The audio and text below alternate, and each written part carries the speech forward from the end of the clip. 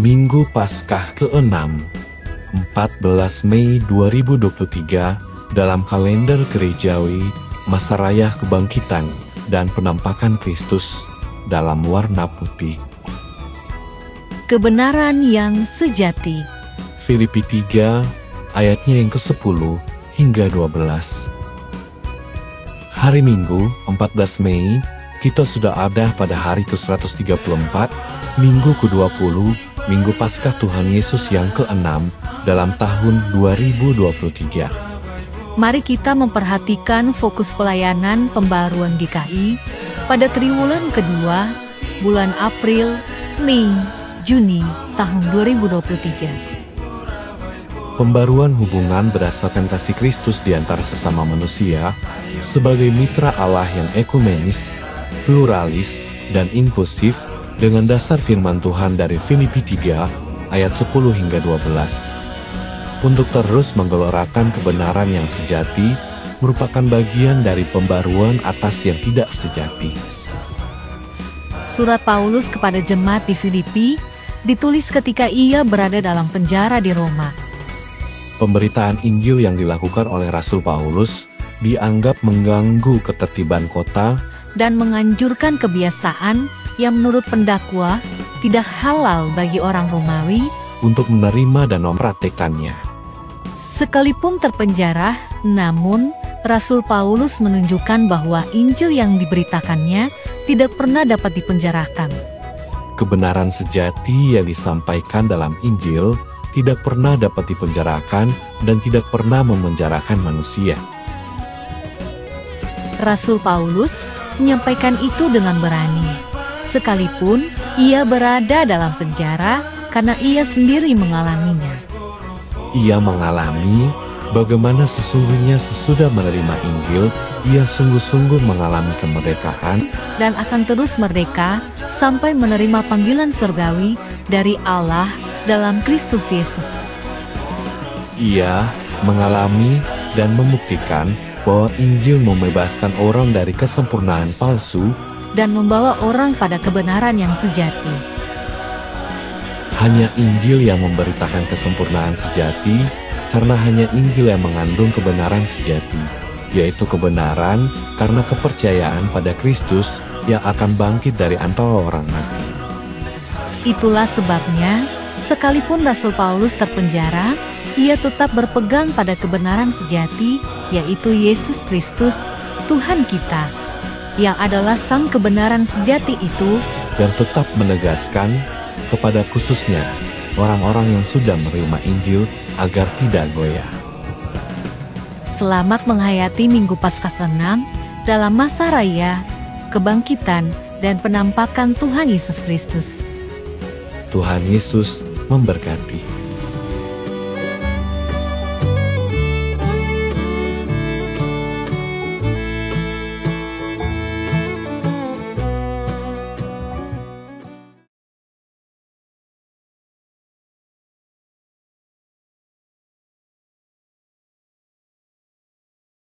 Salam sejahtera bagi warga jemaat dan rakyat kita yang ada di Rayon Percetakan. Kiranya kita diberkati oleh Tuhan di hari yang indah ini. Menjalani minggu yang kedua, memasuki minggu yang ketiga. Firman Tuhan datang lewat nasihat Rasul Paulus lewat Filipi pasal 3 ayat 10 sampai 12 dengan tema adalah kebenaran yang sejati. Hari Minggu 14 Mei kita sudah ada di hari yang ke-134, di minggu yang ke-20, Minggu Paskah kebangkitan Yesus yang ke-6 dalam tahun 2023. Mari setiap firman Tuhan memperhatikan fokus pelayanan pembaruan GKI pada triwulan kedua, April, Mei, Juni adalah pembaruan hubungan berdasarkan kasih Kristus di antara sesama manusia sebagai mitra Allah yang ekumenis. Apa itu ekumenis? Tinggal bersama, ekumenis.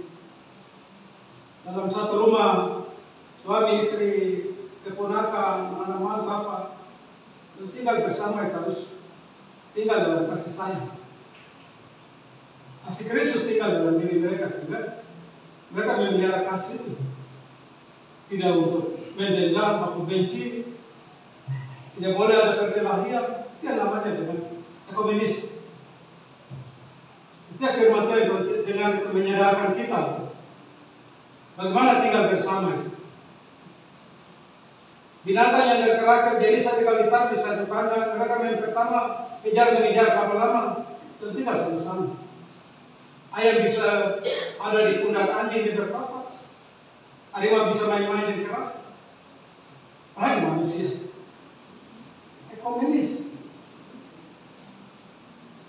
Kita wujudkan kasih Kristus berdasarkan pluralis. Pluralis itu artinya bagaimana kita juga menghargai perbedaan orang lain. Kita tinggal tetangga kita itu bahasa lain, suku lain, adat istiadat lain, dan mungkin juga tidak semuanya dengan kita, tapi kita saling menghargai dia punya budaya, dia punya adat. Ini kita jalankan selama triwulan 2. Kita juga tinggal dalam bentuk inklusif. Inklusif adalah menyesuaikan diri. Kalau anjing masuk di kandang harimau, menyesuaikan diri, hidup dengan harimau. Tidak bisa bikin diri nanti udah kehajar kan? Ini diajar kita. Dalam triwulan kedua bagaimana tinggal bersama, menghargai orang lain, menyesuaikan diri tinggal dengan orang lain. Jadi dari firman Tuhan hari ini dari Filipi pasal 3 ayat 10 sampai 12 akan terus menggelorakan kebenaran yang sejati. Apa arti tema tentang kebenaran sejati? Kebenaran sejati adalah kebenaran yang berasal dari Alkitab. Orang tulis sebuah buku dengan kata-kata puisi yang indah-indah dengan tulisan emas, bukan kebenaran sejati. Alkitab itu kebenaran yang sejati. Karena orang tulis Alkitab itu dapat ilham, dapat pewahyuan, hikmat Allah, kepikiran Allah masuk transfer dalam pikirannya baru dia tulis. Jadi bukan kata-katanya dia, kata-kata Tuhan, pikirannya Tuhan yang dia tulis. Dan ini penuh dengan kebenaran. Alkitab bilang ini yang salah, ini yang kamu boleh lakukan, yang begini tidak boleh. Karena Alkitab dipenuhi dengan kebenaran. Kebenaran yang sejati. Mengapa kita penuh kebenaran sejati? Karena semua janji-janji yang Allah janjikan di firman Tuhan, tidak ada satu pun yang tidak dilaksanakan. Semua berkat dikasih itu umat ciptaan. Manusia mana? Janji di bibir mulut belum tentu dia melaksanakan. Syukur kalau dia bisa laksanakan. Janji setia suami istri hidup serati belum tentu, bisa saja suatu hari suami lagi, istri lagi. Kebenaran sejati hanya ada dalam Alkitab. Kebenaran juga dapat berarti hubungan manusia dengan Allah yang dapat menjadikan manusia itu menjadi benar di hadapan Allah. Saya seorang pendeta tidak bisa membenarkan diri saya karena saya itu pendiri mimbar memberitakannya, belum tentu. Nanti di akhir Tuhan bilang, aku juga mau kosong bicara dari mimbar dan kau tidak benar. Apalagi seorang majelis. Kau pakai sekolah melayani orang jemaat lihat, karena kau juga tidak benar juga mau. Tidak ada kebenaran dalam hidupmu. Apalagi sebagai warga jemaat. Kebenaran itu kebenaran menurut firman Allah. Bagaimana cara hidup kita dalam kebenaran? Hidup yang tidak hidup dengan kemunafikan. Abu Nawas, tukang tipu, tukang bohong, munafik. Orang hidup benar itu orang yang jujur, adil, takut akan Tuhan, saleh, menjauh kejahatan. Kebenaran. Makna kebenaran tergantung dalam kebenaran sejati adalah perbuatan seseorang yang sesuai. Jadi tidak ditolak oleh lingkungan masyarakat. Nah, kalau di lingkungan Gajah Putih, di lingkungan kompleks di sini saya hidup dengan benar dan orang datang mungkin menyesatkan saya, pasti semua warga bilang jangan jauh-jauh, itu orang benar. Kami sudah lihat dia orang yang tidak pernah salah. Orang bisa membela kita. Kalau kita memang hidup dengan benar. Kalau kita orang tidak hidup dengan benar, maka sudah dia mampus ke sana. Kebenaran. Sepanjang hidupnya, selama hidupnya, hidup dengan baik dan benar. Tidak pernah mengotori setitik noda pun. Bapak Ibu jemaat yang Tuhan Yesus Kristus kasih. Sebenarnya ayat 10 dan 12 Paulus tulis itu sumbernya adalah dari ayat 7-9 kalau kita membaca. Dari ayat 7, 8 dan 9 baru Paulus melakukan apa yang dia sudah ungkapkan, kata-katakan di ayat 7 dan 8, dia buktikan di ayat 9, ayat 10, 11 dan ayat 12. Pertama dalam menyangkal kebenaran diri sendiri Paulus. Setelah dia bertobat itu, semua yang dia anggap itu benar itu buang, sampah, jauh. Selalu dia menganiaya orang, membunuh orang, menyiksa orang. Kebenaran itu, menurut itu dia itu yang dia sudah buang jauh. Dan dia menerima kebenaran Tuhan di depan. Kata melepas itu di situ artinya membuang, dia lepaskan semua, buang. Ya. Kata dipakai sesuatu untuk yang sudah busuk berarti saya buang, tidak boleh lagi ada. Hal yang tidak baik yang selama ini saya lakukan berarti membuang, melepas, tidak boleh lagi, menyentuh lagi. Lagi dalam hal suka minum dan mabuk. Kita baca dari Paulus. Semua yang itu kau anggap rugi dan aku jadikan sampah di belakang. Karena pengenalan akan Yesus Kristus yang lebih mulia. Segala sesuatu sangat rugi. Saya tidak pakai lagi. Saya sudah buang di tong sampah, saya tidak bisa lagi. Saya sudah buang botol anggur di situ, saya tidak akan menyentuh lagi. Kadang-kadang kita itu sulit. Ya? Barang enak, bagaimana saya buang, saya kembali lagi ambil lagi dari tong sampah. Itu yang kita tidak pernah ada dalam kebenaran sejarah. Hidup orang Kristen yang penuh dengan kepalsuan, kemunafikan. Itulah sebabnya Paulus membuktikan kata-kata di ayat 8 itu. Dibuktikan kata-kata ayat 8 di ayat 9. Malahan segala sesuatu kuanggap rugi karena pengenalan akan Kristus Yesus Tuhan lebih mulia daripada semuanya itu. Dan menganggapnya sampah supaya aku memperoleh Kristus. Ditulis ayat 10 yang kukehendaki ialah mengenal dia dan kuasa kebangkitannya dan persekutuannya dalam penderitaannya, di mana aku menjadi serupa dengan dia dalam kematiannya. Mengenal Tuhan secara baik. Paulus dari pertobuan dia mengenal Tuhan itu luar biasa. Seluruh hidupnya dia rasa-rasanya seakan-akan dia mau ingin bertemu dengan Tuhan terus. Dan pengalaman bertemu waktu dia jalan ke Damsik, mau menyiksa banyak orang yang percaya Yesus, tapi di situ Yesus menampakkan diri. Dia menjadi buta. Saulus, mengapa engkau menganiaya aku? Siapa engkau Tuhan? Akulah Yesus Kristus yang kau aniaya. Sejak saat itu Paulus bertobat, berubah sama sekali. Jahat-jahat yang dulu dia taruh di sampah ayat 8 sudah tidak ingat lagi. Pikirannya ke depan. Sebuah pembenaran sesuai dengan Yesus Kristus. Apa yang Yesus mau? Sebab itu kita mengenal Yesus, mengenal Tuhan itu harus secara baik. Paulus tidak puas dan dalam pengenalan akan Kristus. Ia senantiasa merindukan persekutuan yang lebih erat dengan Kristus tiap-tiap hari. Biasa tidak lihat Tuhan yang tadi mau datang lagi menunjukkan diri, tapi yang penting di mana ada persekutuan, seakan-akan saya tahu Yesus ada hadir di situ. Pokoknya hari Minggu datang ibadah, tadi ibadah KSP, ibadah PKB, ibadah unsur. Sudah malas-malas. Paulus tidak, sepanjang 1 minggu itu. Di mana ibadah dia senang hadir, karena bagi dia saya katakan Kristus ada hadir di sini. Dan dia ingin bertemu dengan Tuhan. Itu orang yang mengenal Tuhan secara baik. Orang yang tidak mengenal Tuhan secara baik, dia itu sudah asal-asal. Senang berkata, tidak asal bodoh. Cara mengenal Tuhan itu harus secara, tidak boleh secara intelektualisis, secara ilmu pengetahuan. Asal-asal saya orang Kristen, KTP orang Kristen.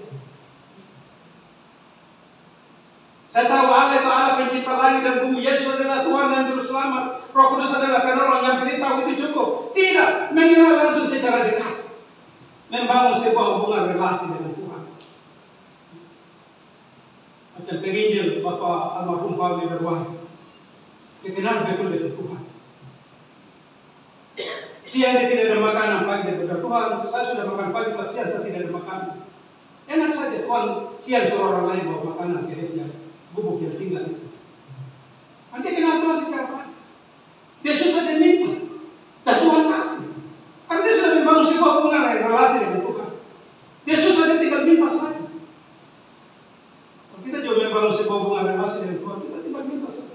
Kita tinggal tuntut saja. Tuhan, saya sudah melakukan kehendakmu. Di mana janjimu? Kau tunjukkan hari dia akan tunjukkan. Asalkan kita benar-benar hidup dalam pembenaran. Kebenaran yang sejati.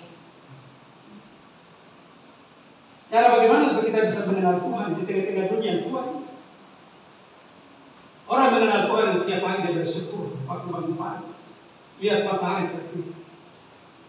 Ratapan 3, 23, 22. Tak pernah berkesudahan kasih setia Tuhan. Tak habis-habis rahmatnya. Selalu baru tiap pagi. Siapa yang bersyukur tadi pagi? Hanya orang mengenal Tuhan saja tadi pagi yang bersyukur. Tuhan, terima kasih.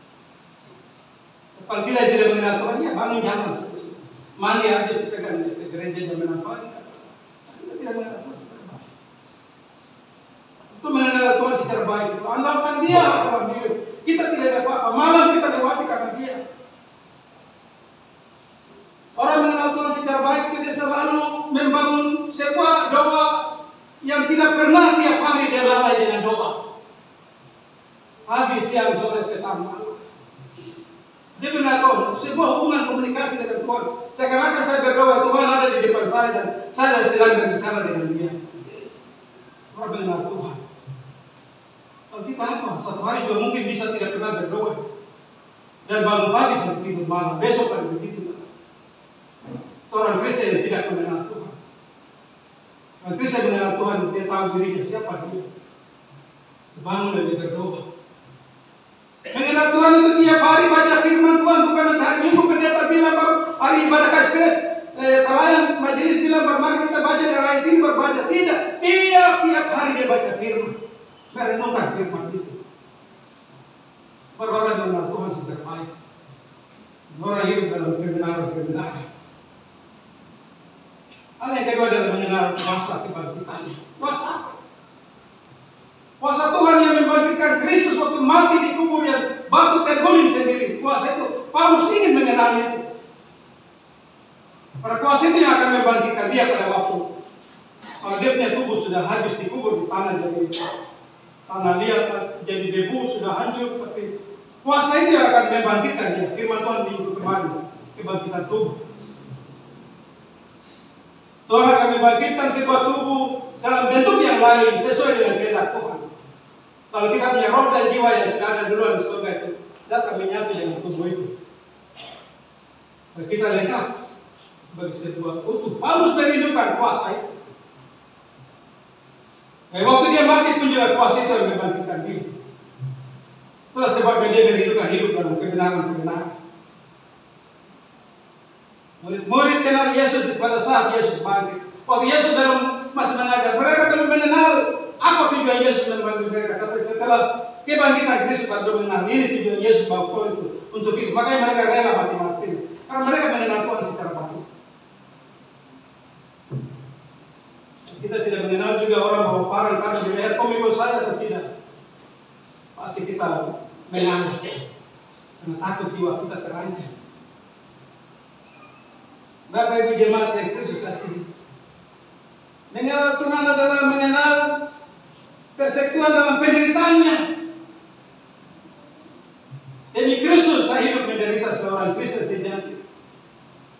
Biar saya dikelilingi dengan segala macam tawaran kehidupan duniawi, karena saya kenal Tuhan untuk kesetiaan saja. Saya hidup dalam penderitaan yang sebuah kesetiaan kepada Tuhan saja. Saya tidak tertarik dengan apa yang dunia tawarkan, itu tidak. Mengenal Tuhan secara baik. Biar orang fitnah kita, orang yang kita, biar sudah. Bukan saya tidak ada mulut untuk saya bicara Tuhan, saya balas-balas, tidak. Firman Tuhan. Ajar saya untuk hidup dalam kebenaran. Apa yang kau buat untuk saya, sudah itu urusan Tuhan dengan Tuhan. Orang hidup dalam kebenaran sejati seperti itu.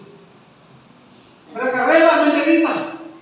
Dan Paulus banyak berkeringat hanya karena dia buang semua kebanggaan Tuhan. Relakan diri seperti kambing yang diikat kemana-mana. Paulus yang jahat jadi Paulus yang banci.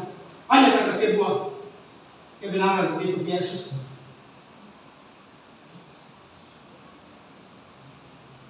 Persekutuan dengan Kristus bukan saja membawa atau menghasilkan pengampunan dosa dan kehidupan baru, tapi persekutuan yang berarti partisipasi, ikut turut serta dalam penderitaan. Kita hidup penderitaannya jadi orang Kristen saja. Hari Minggu masuk gereja, besok Senin juga ikut ibadah, Selasa ikut ibadah. Memang karena itu. Rindu bertemu dengan Yesus tiap hari. Tidak bosan. Bapak Ibu jemaat yang Yesus Kristus kasih. Mengenal dan menjadi serupa dalam kematiannya.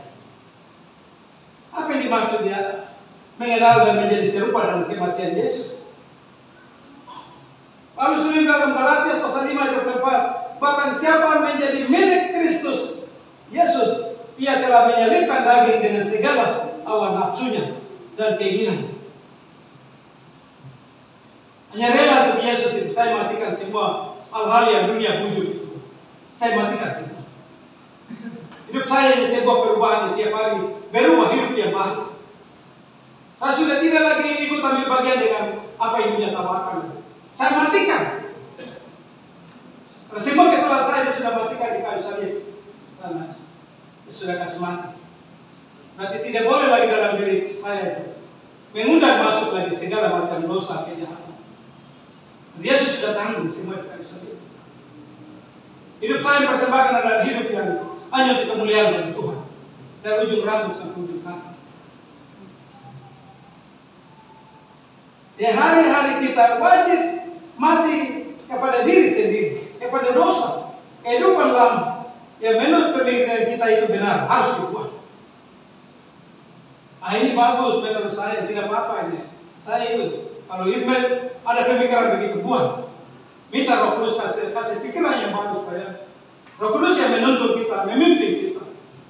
Kalau saya salah melangkah di kiri, dia bilang ke jalan ke kanan. Seluruh hari hidup itu dituntun, dipimpin oleh Roh Kudus.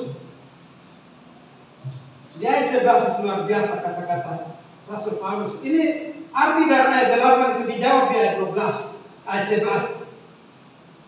Malahan segala sesuatu yang kuanggap rugi karena pengenalan akan Kristus Yesus Tuhan lebih mulia daripada semuanya. Oleh karena dialah aku melepaskan semuanya itu, menganggapnya sampah. Dan aku memperoleh Kristus di ayat 11. Supaya aku akhirnya beroleh kebangkitan di antara orang mati. Apa capek-capeknya jadi orang Kristen? Hanya sebut Kristen KTP. Pada waktu Tuhan datang ternyata kita tidak layak. Capek kok, rugi. Lebih baik kita hidup baik. Entah aja bahwa kita hari ini besok, atau Tuhan datang tiba-tiba dan kita disambut dengan baik macam hidup kita itu benar baik, kekal abadi, tidak sia-sia. Tujuan kita dalam kebangkitan orang mati adalah ayat 11 adalah bukan kebangkitan orang yang kita kubur lalu dibangkit, bukan. Arti ini ditulis dalam Yohanes pasal 5 ayat 29. Dan mereka yang telah berbuat baik akan keluar dan bangkit untuk hidup yang kekal. Mereka yang tidak berbuat, mereka yang hidup berbuat jahat akan bangkit dan dihukum. Sebuah kuburan besar yang akan ada, kuburan massal. Pada saat Tuhan datang, tidak semua bangkit. Satu dari sana berdiri, satu dari sana berdiri, satu dia. Itu orang-orang benar saja yang berdiri. Yang lain tinggal berdiri saja. Orang benar itu yang bangkit dan mereka menyongsong Tuhan. Mereka yang ada di belakangan disuruh bangkit, tapi bangkit untuk dihukum. Paulus punya kerinduan. Syukurlah dia melayani Tuhan pada hari yang seperti itu. Di antara orang-orang tertentu yang bangkit, Paulus dia ada di situ. Kita juga punya harus kerinduan begitu. Pada saat Tuhan datang, kalau boleh kita yang berdiri dan satu orang yang dibangkitkan berdiri. Dan kita di antara semua orang yang tidak bangkit nanti dibangkitkan tapi dihukum, dibuat di lautan api. Itu yang Paulus tulis. Di ayat 8 dijawab di ayat 11. Dan di ayat yang terakhir, ini yang penting sekali bagi Bapak dan saya. Bukan seolah-olah aku telah memperoleh hal ini atau telah sempurna, melainkan aku mengejarnya kalau aku dapat menangkapnya. Karena aku pun sendiri ditangkap oleh Kristus Yesus.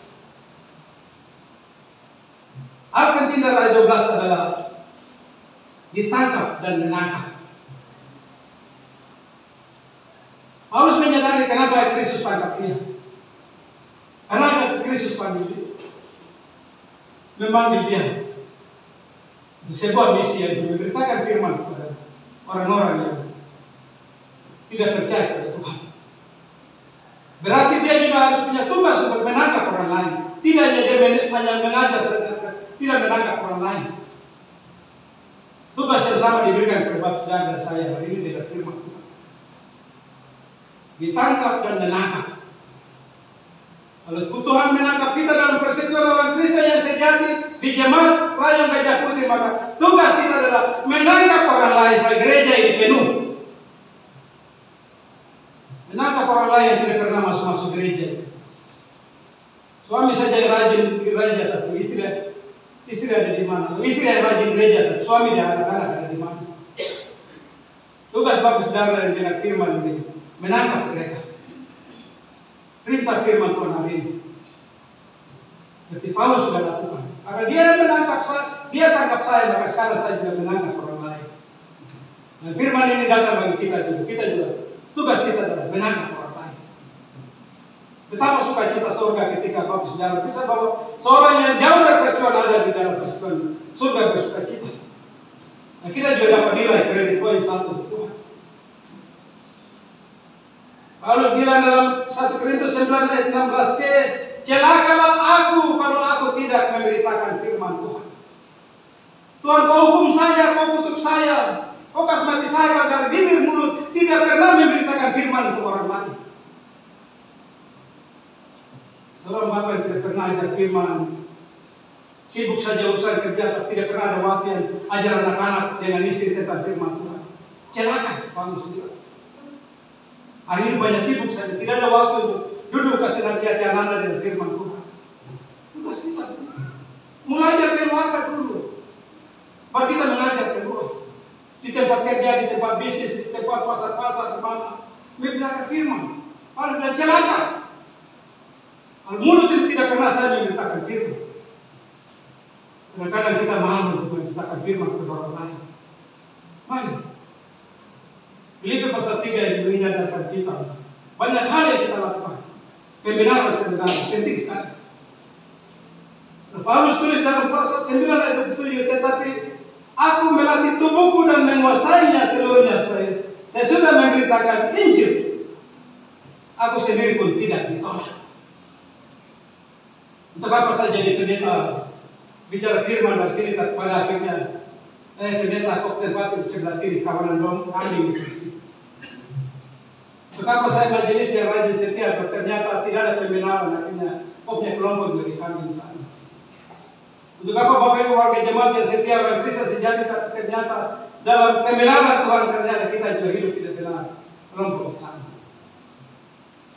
Selama kita hidup di dunia, melakukan pembenaran-pembenaran sesuai dengan firman Tuhan.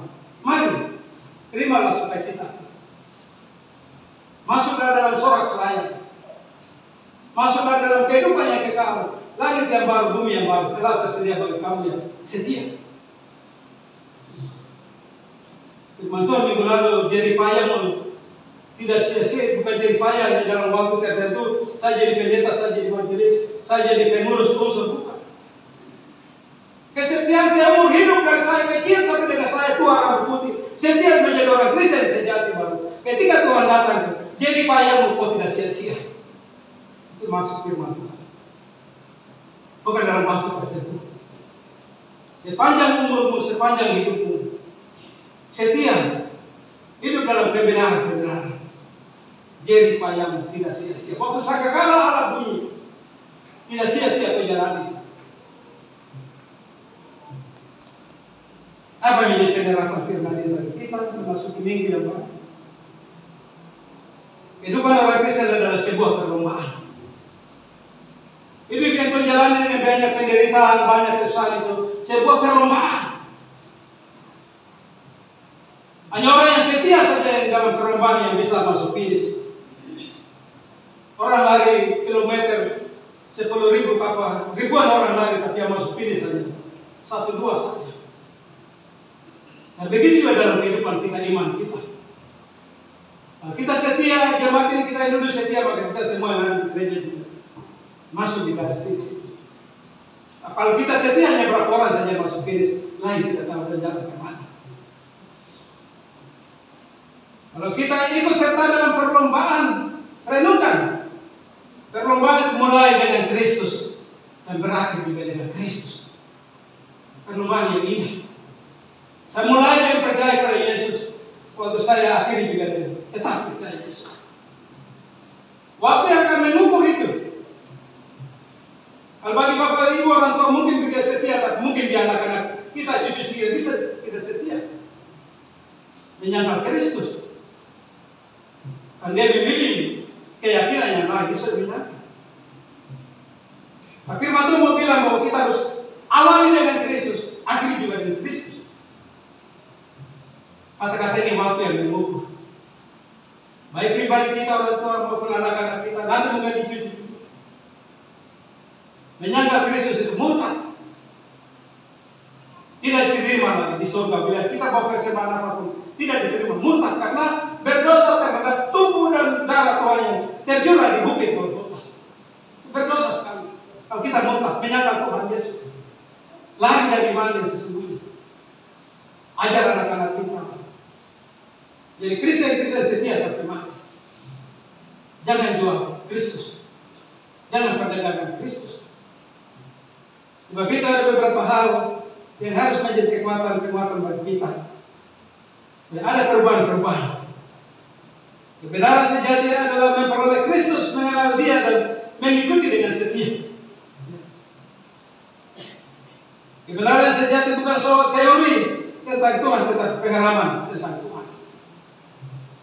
Nah, kita sudah mengenal Tuhan, mari kita melakukan firman. Kita hidup seperti Kristus. Firman Tuhan minggu lalu itu tentang tubuh duniawi dan tubuh surgawi.